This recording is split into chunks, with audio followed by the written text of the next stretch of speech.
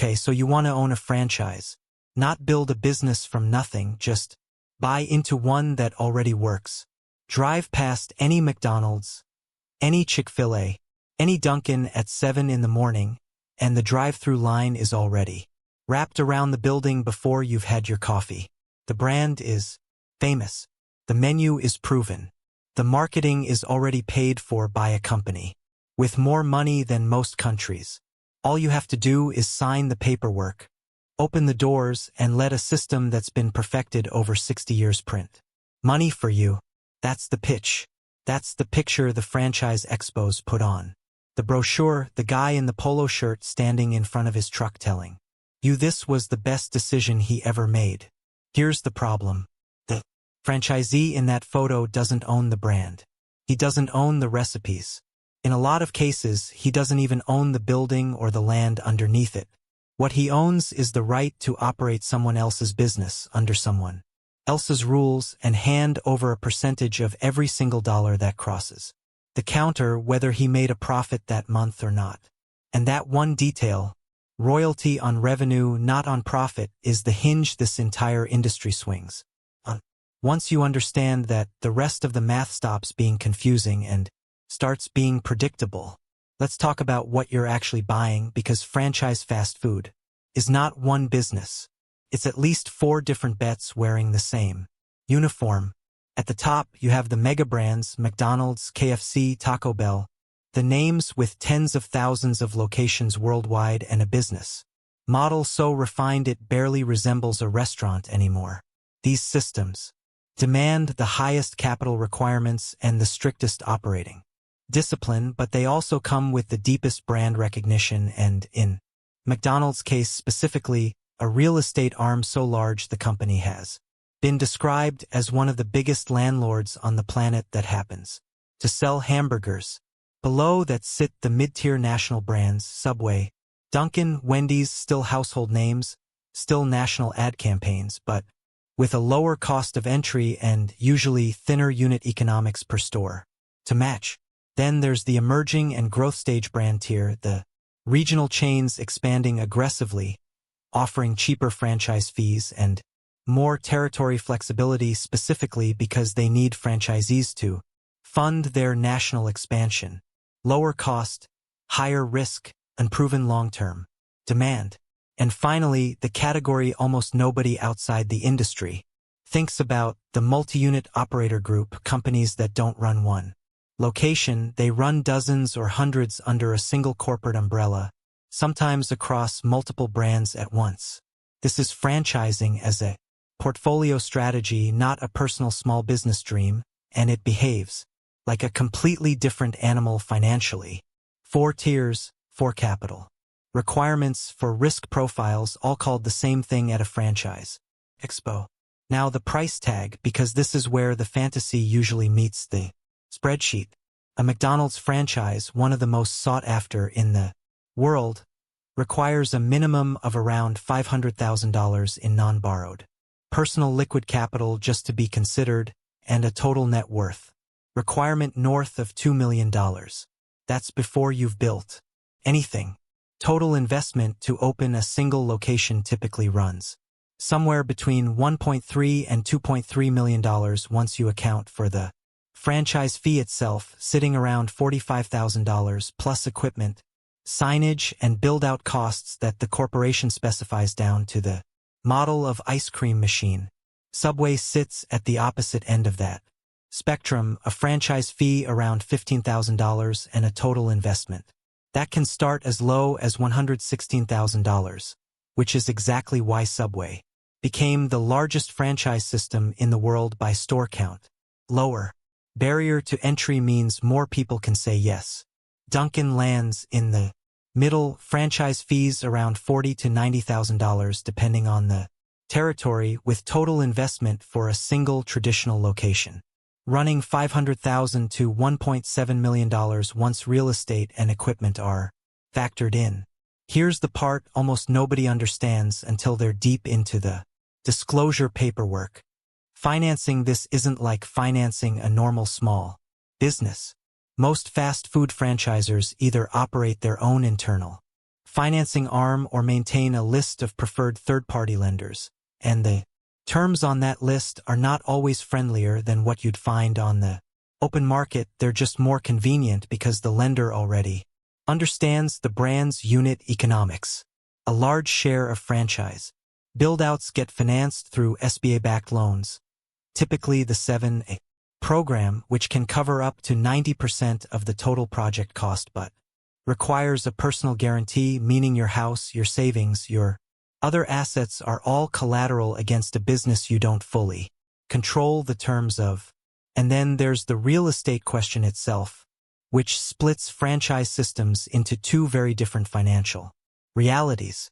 In some systems, the franchisee leases from an independent third-party landlord, negotiating their own terms, taking on their own lease risk. In others, particularly the mega brands, the franchisor owns the land and building outright and subleases it to the franchisee, often at a markup over what the corporation itself pays, sometimes structured as a percentage rent that increases automatically as the store's sales grow. That second structure means the franchisor is quietly guaranteed a return on the location regardless of how the franchisee's operating business performs that year, because the rent check and the royalty check are two entirely separate revenue lines flowing back to the same parent company. Here's what almost nobody budgets for correctly on top of that: the build-out itself. Franchisors don't let you build whatever you want. Every wall color, every piece of kitchen equipment, every drive-through lane configuration is specified in a design manual you're contractually obligated to follow. Deviating from it isn't a style choice, it's a breach of contract. So the same commercial kitchen equipment that might cost a fraction less from a generic supplier has to come from an approved vendor list at an approved price, because the franchisor often takes a rebate or a supplier kickback on every piece of equipment you're required to buy. Add the security deposit on the lease, the initial inventory you're required to purchase at franchisor set prices, the training fees for you and your management staff, and a cash reserve to survive the opening months before revenue stabilizes, and a single mid-tier fast food franchise can easily swallow $700,000 to $2 million before you've sold a single sandwich. So you've cleared that number. You've opened the doors. Now come the costs that don't show up on the glossy brochure, the ones that run every single month for the entire life of the agreement. The royalty fee.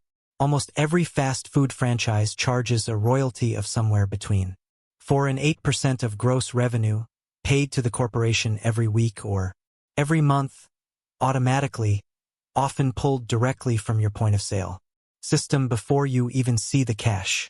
Read that sentence again, because the word that matters is gross, not profit, not what's left after payroll and food costs and rent.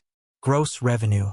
If your store does $50,000 in sales in a slow month and loses money after expenses, you still owe the corporation their percentage of that $50,000. The franchisor gets paid whether you do or not.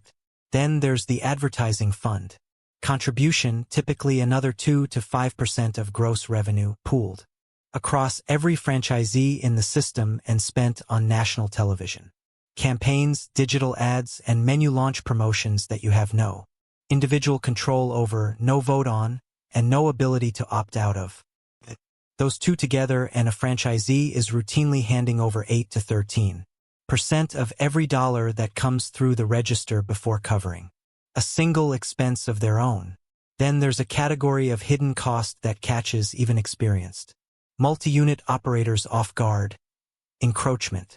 Franchise agreements typically grant a protected territory, but that territory is often narrower than franchisees assume, sometimes just a fixed radius around the physical building rather than an exclusive trade area. That means the same corporation you pay royalties to can approve a new location from the same brand just outside your protected radius, splitting your existing customer base without technically violating your agreement.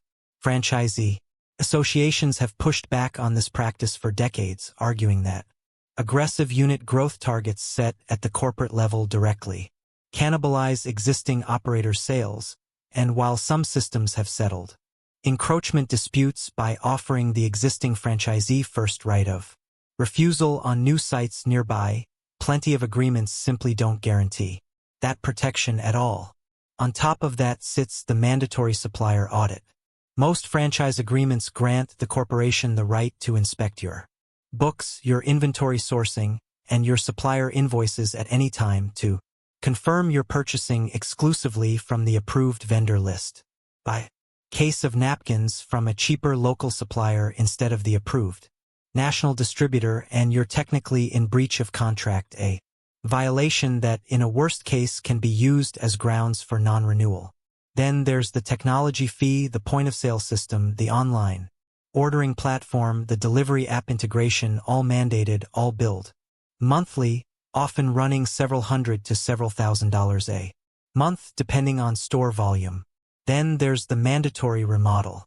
Most franchise agreements require a significant renovation, sometimes a full rebrand to match a new corporate design language every 7 to 10 years at the franchisee's expense, whether the current dining room is in perfectly good condition or not. A major remodel on a fast food location can run $300,000 to $750,000, and refusing it isn't really an option, because franchise agreements typically give the corporation the right to not renew your contract if you fall out of brand compliance. You don't own an appreciating asset you can quietly let age. You own an asset the franchisor can force you to replace on their schedule. This is the real revenue mechanism of franchise fast food, and it's the part nobody explains at the expo booth. The franchisor's business model and the franchisee's business model are not the same business, even though they share a name on the sign. The franchisor makes money on volume of locations and percentage of gross revenue across the entire system. More stores, more royalty checks, more ad fund contributions, regardless of whether any individual store is thriving. The franchisee makes money if they make money at all on the thin operating margin left over after rent, labor, food cost, royalty, and ad fund are all paid. And in a lot of systems, especially the mega brands, the franchisor also owns the real estate itself, leasing it back to the franchisee at a markup. So even the building you operate out of is generating a second stream of revenue for the corporation, completely separate from how your store performs.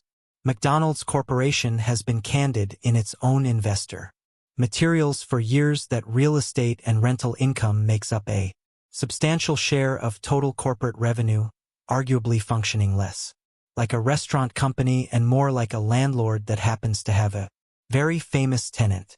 The franchisee absorbs the operational risk, the labor headaches, the local competition, the weather, the slow Tuesdays. The franchisor collects the royalty, the ad fund, and often the rent, largely insulated from any single location's bad month. That asymmetry is not an accident. It's the business model. And when that asymmetry breaks down hard enough, it produces some of the most bitter legal fights in American franchising. Take the case of NPC International, at one point the largest Wendy's and Pizza Hut franchisee in the country, operating well over 1,000 restaurants across both brands combined. Rising labor costs, mounting debt from an aggressive private equity-backed acquisition strategy, and thinning margins across its portfolio pushed the company into Chapter 11 bankruptcy in 2020, eventually leading to hundreds of locations being sold off or shuttered entirely. This wasn't a company that failed to attract customers. Drive-thru lines don't disappear during a bankruptcy filing. It failed because the debt structure and the fixed royalty and rent obligations didn't bend when margins compressed, even as the underlying restaurants kept serving customers every single day of the proceedings. Or take Quiznos, once a genuine national rival to Subway, whose franchise system became infamous for a wave of franchisee lawsuits alleging the corporation forced operators to buy ingredients from company-approved suppliers at prices so inflated that many stores couldn't turn a profit even at respectable sales volumes. Franchisees argued the corporate parent was effectively profiting more from the required supply chain than from the success of any individual restaurant, an arrangement that meant a struggling store was still a profitable relationship for the corporation, even as it destroyed the franchisee's own capital. Thousands of Quiznos locations closed over the following decade, and the brand's footprint shrank from a peak of several thousand stores to a small fraction of that. Or the Applebee's franchisee group RMH Franchise Holdings, which filed for bankruptcy in 2018 despite operating over 160 locations, citing rising labor costs, minimum wage increases across multiple states it operated in, and an inability to generate sufficient cash flow under the terms of its franchise and lease obligations that stayed fixed even as its cost base moved against it. None of these collapses happened because people stopped wanting fast food. They happened because the fixed costs, the royalty, the ad fund, the debt service, the rent, don't flex downward when a franchisee's actual margin gets squeezed. The corporation's percentage of gross revenue stays exactly the same size, whether the franchisee is thriving or drowning. So let's do the math in plain mechanical terms, because this is where the romance and the reality either line up or they don't. A single fast food location's average unit volume, industry shorthand for annual revenue per store, typically runs somewhere between $1.5 and $3.5 million a year depending on the brand and the market. Let's build a full sample. Profit and loss around a solid mid-tier location doing $2 million a year in gross revenue. Food cost runs around 30% of revenue, $600,000. Labor cost, including management salaries and payroll, taxes, runs around 32%, $640,000. Combined, that's a prime cost of 62%, $1,240,000, right in line with industry targets, gone before rent is even paid. Royalty at 5% takes $100,000 off the top. The advertising fund at 4% takes another $80,000.